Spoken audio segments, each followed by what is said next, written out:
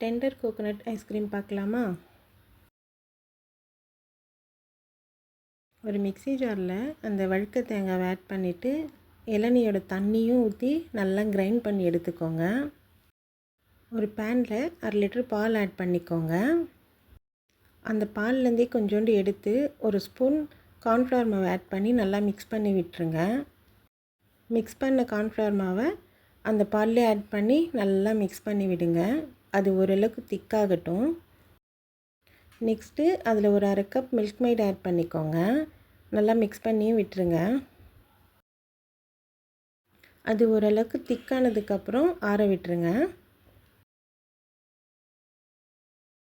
Next ஒரு cup whipping cream எடுத்துக்கோங்க. அதை ஒரு 2 நிமிஷம் நல்லா பீட் பண்ணிவிடுங்க.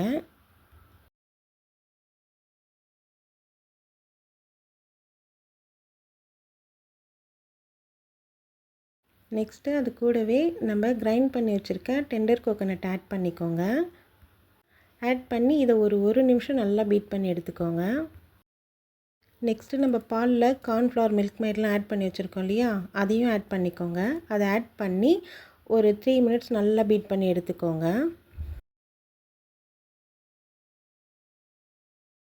ஒரு ஸ்பூன் வெண்ணிலா எசன்ஸ் ஆட் பண்ணிக்கோங்க.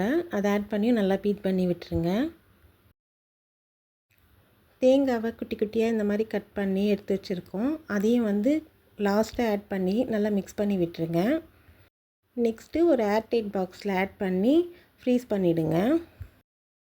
இது 8 to 9 ஹவர்ஸ் நல்லா ஃப்ரீஸ் பண்ணி எடுத்துக்கோங்க.